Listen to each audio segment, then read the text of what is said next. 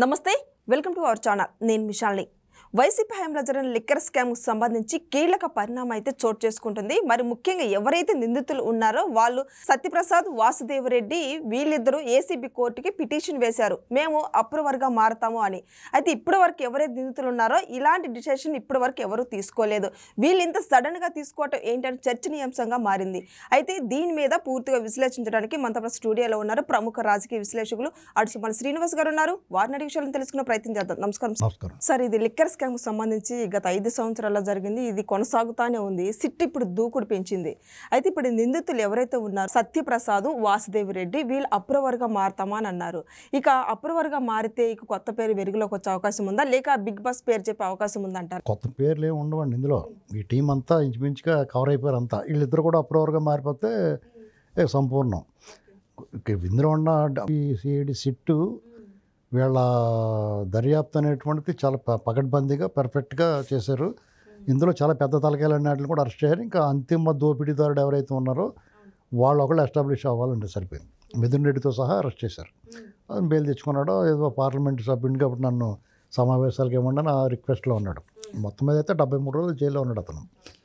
బాలాజీ గోవింద్ తప్ప మిగతా వాళ్ళు ఇప్పుడు వాళ్ళందరికీ ధనంజయ రెడ్డి, కృష్ణమోహన్ రెడ్డి అందరికి వచ్చిన బెయిల్ ఏదైతే వచ్చిందో డిఫాల్ట్ బెయిల్ అది సరికాదురా అబ్బాయి అని చెప్పి అది రద్దు చేసి ఇప్పుడు రేపు ఏసీపీ కోర్టులో లొంగిపోయి ఏసీపీ కోర్టులో మళ్ళీ వేసుకొని కావాలని చెప్పారు హైకోర్టు.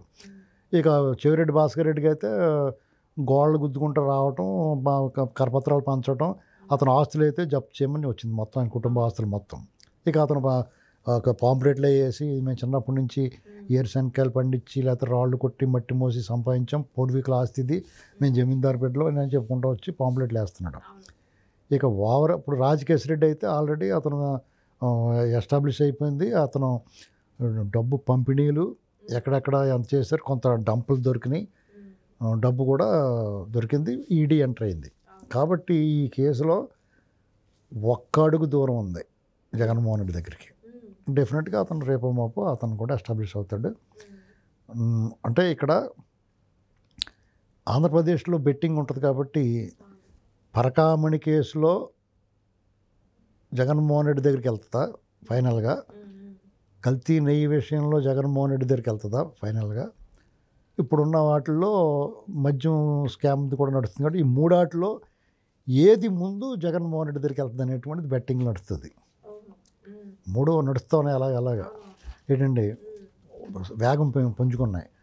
ఇవన్నిటిని దాటుకుని సునీతారెడ్డి గారి ఇష్యూలో వాళ్ళ బాబాయ్ మర్డర్ కేసులో తెల్లారుజామున ఫోన్ నీకు ఎవరు చేశారు, నీకే ఎందుకు చేశారు, నువ్వు మరి గుండుపోటని ఎందుకు చెప్పారు, మీ పత్రికలు ఎందుకు రాశారు, తర్వాత చంద్రబాబు నాయుడు గారి చేతులు కత్తి ఎందుకు పెట్టారు, మరి నీ మ్యాటర్ ఏంటని చెప్పేసి ఆయన కూడా అందులో పిలుస్తారా అంటే నా చాయిస్ పెరిగింది. ఇప్పుడు 4 గంటలు ఏది ముందుకు వస్తుంది.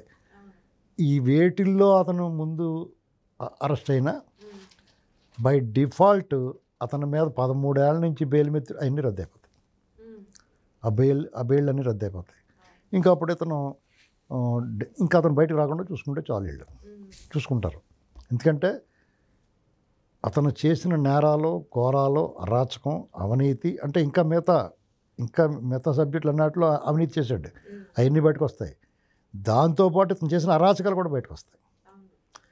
ఇప్పుడు జగన్మోహన్ రెడ్డి గారు అమాయకంగా ముఖం పెట్టుకుని నాకేమీ తెలియదు అన్నట్టుగా నటిస్తా, మాట్లాడేటప్పుడు ఒకంత అమాయకత్వం ప్రదర్శిస్తా, అదే టైంలో కటువుగాను వార్నింగ్లు ఇస్తా, అధికారంలో లేకపోయినా అధికార దర్పం గర్వం ప్రదర్శిస్తా, బెదిరింపు ధోరణిలో వెళ్ళటాన్ని కూడా మనము సహించలేమండి. అంటే మీరు ఎవరిని బెదిరిస్తారో అతను కానీ అతని గ్యాంగ్ కానీ ఎవడో జడ్సివాడు లేడు ఇక్కడ. వాళ్ళు అధికారంలో ఉన్నప్పుడే డోంట్ కేర్. ఇప్పుడు ఎవడో లెక్క చేస్తాడండి వాళ్ళని, రేపు మళ్ళీ అధికారంలో మొత్తం ఎవడు లెక్క చేస్తాడు. ఇక్కడ దొంగలు భయపడతారు దొంగలను చూసి, మాకు భయం, దొరలు భయపడాల్సిన అవసరం ఏముంది? ఈ విషయంలో వాళ్ళు మొత్తం పేకల దాకా ములిగారు, ఆ కోత కూడా ములుగుతారు.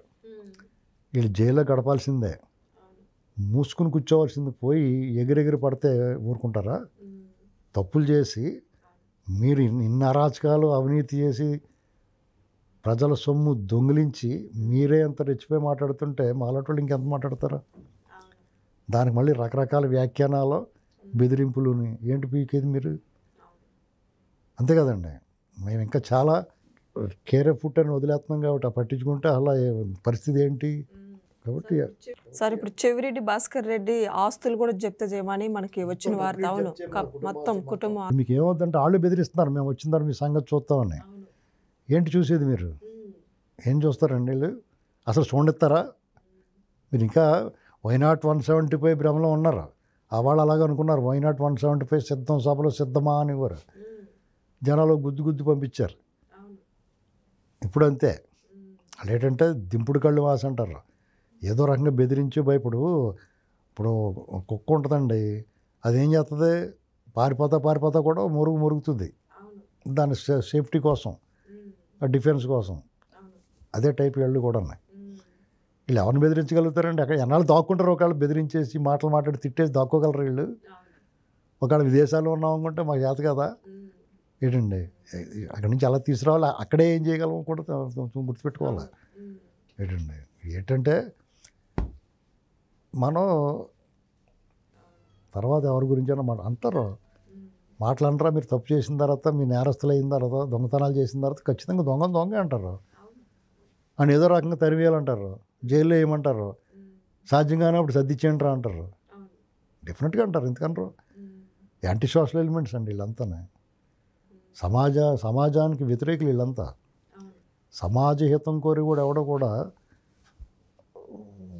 ఎప్పుడు కూడా మీరు చాలా జాగ్రత్తగా ఉండి, మీరు చాలా జాగ్రత్తగా మాట్లాడి, సభ్య సమాజం అంగీకరించేలా మాట్లాడి, ఎదటోడిని కూడా అలా మాట్లాడమంటే అది ఓకే. మీరు మాట్లాడడం ఇష్టమైన బూతులు మాట్లాడతాం, చంద్రబాబు గారిని, లోకేష్ గారిని, లేకపోతే నాయకుల్ని, ఆ తరపున మాట్లాడే ఆ మహిళల్ని అందరినీ కూడా మీ ఇష్టమైన మాట్లాడతాం, మీరు మమ్మల్ని ఏమనకూడదు, మా ఊడిని ఏమనకూడదు అంటే ఊరుకుంటారా ఏంటండి? జగన్మోహన్ రెడ్డి చంద్రబాబు గారిని చంపేయండి, కాల్చేయండి, తుపాకీ పుట్టుగా చీపులు ఇచ్చి కొట్టండి, ఈడ్చుకురండి, ఇలాంటి మాటలు మాట్లాడతాడు. పోలీసు వాళ్ళనేమో ఎక్కడో లాక్కొస్తాను, పోయి జాగ్రత్తగా మోసం రా అంటాడు. వీళ్ళు ఏమనకూడదా? అతనైనా పైన దిగాడు అంతరిక్షం నుంచి ఏమన్నా స్పెషలా ఏంటండి? ఓటంటే 100 అంటారు, ఓల్డ్ దగ్గర పెట్టుకుని ఉండాలి ఎవడన్నా. ఓ పక్కన చూస్తేనేమో ఒంటి నిండా కేసులు ఆల్రెడీ సిల్లులు పడిపోయి ఉన్నాడు అతను అవినీతి బొక్కలతోటి. ఇప్పుడు మళ్ళీ అధికారంలోకి వచ్చిన తర్వాత కూడా సంపాదించుకున్నది చాలు కాదు, ప్రజలకు ఉపయోగపడదాం అనుకోలేదు. ఏదో బటన్ నొక్కాను, చాలా వదిలిచ్చేసాను, చాలా బాగుంది. మళ్ళీ అతనికి మళ్ళీ తానా అంటే తందాన డోలకు డ్రమ్ములు, వీళ్ళు మళ్ళీ భజన బ్యాచ్ అంటారు ఎదటోళ్ళని. అసలు ఇప్పటికే మాకు చాలా చిరాగ్గా ఉంది ఈ జగన్ పేరు ఆత్మ తలవాలంటే. నోరు కడుక్కోవాలి రోజుని. అంత చండాల చరిత్ర ఇది. వీళ్ళ గతం హీనం, భవిష్యత్తు శూన్యం, వర్తమానం అయోమయం. వీళ్ళ గురించి ఎవడన్నా ఏం ఊసిపోక మాట్లాడటం, వీళ్ళ గురించి మాట్లాడటం కూడా అనవసరం. సార్ ఇప్పటివరకు నిందితులు ఎవరైతే ఉన్నారో వాళ్ళు ఇప్పటివరకు మాకు తెలియదు, గుర్తులేదు, మర్చిపోమని చెప్పేవాళ్ళు. ఇప్పుడు వీళ్ళు సడన్గా అప్పటివరకు మారటం. ఆస్తులు జప్తు దగ్గరికి వచ్చిన తర్వాత డెఫినెట్గా నోరిపుతారు. నేను మొదటి నుంచి చెప్పేది అదే కదా. ఈవెన్ జగన్మోహన్ రెడ్డి దగ్గర నుంచి కూడా మొత్తం లాక్కోవాలి. లేదు నాదిరా పూర్వీకులు మా తాత పంది మాంసం సంపాదించాడు అన్నాడు అనుకోండి, చూపించుకున్నారు ప్రూఫ్స్ ఏంటండి. 2004 తర్వాత వచ్చినాయి కదా ఇవన్నీ. నువ్వు ఎక్కడ కొట్టావు, ఎలా కొట్టావు, ఏం కష్టపడ్డావు నువ్వు, మొత్తం లాగేసుకుని వారానికి సరిపడా ఆ బట్టలు, ఓ బియ్యం మూట ఇలాంటివన్నీ ఇచ్చి మొత్తం లాగేసుకుని పని చూసుకోరా బాబు అని చెప్పాలి. అప్పుడు దారిలోకి వస్తారు వీళ్ళు. లేదంటే వాళ్ళు ఏమనుకుంటారంటే మేము సంపాదించిన డబ్బు ఉంది, ఎవరన్నా కొనుక్కోవచ్చు, ఏమన్నా చేయొచ్చు, జనాలు పెట్టి తిట్టించవచ్చు. అలాగే అభిమానులు కూడా ఉంటారు కొంతమంది. మీ అభిమానులు కూడా ఏం చేయాలంటే మనం ఇంత తప్పు చేయడం మనవాడు మరి అనపతి ముద్దెట్టుకుంటారా అనుకోవాలి ఏంటండి. మేము అన్నీ చేస్తాం, మీరు ఏమనకూడదంటే ఎవరు నోరు మింగుతారు? మీరు ఎవరిని నోరు మించలేరు, మీ చేత కాదు అది. Thank you sir.